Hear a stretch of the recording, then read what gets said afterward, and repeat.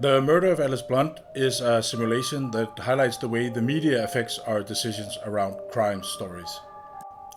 The story or theme of the simulation is basically a murder mystery where a woman has been murdered and a suspect has been named, and it's then up to the participants to try to find out if that suspect is really guilty or not. The way it works is that there are basically two different groups of participants.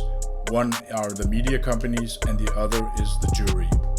Over a series of rounds, more and more information about the murder and the suspect is laid out for the participants, and the manipulation that happens from the different news channels can either pull it one way or the other around the decision of who actually murdered Alice Blunt.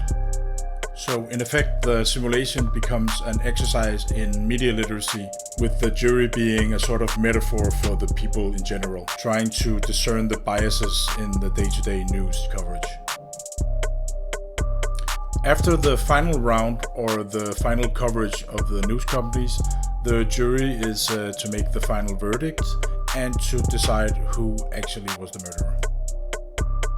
The simulation then ends with the final reveal about who actually murdered Alice Blunt, and this is then again followed by a kind of debriefing where participants can discuss why they came to certain conclusions, which things affected them, and what in retrospect they would have done differently.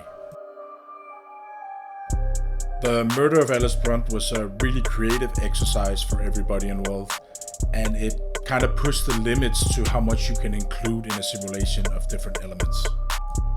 The group who created the simulation also got a lot of great feedback for what they did, and a lot of people commented how it felt very realistic to be part of these news outlets and trying to shape like a narrative for people.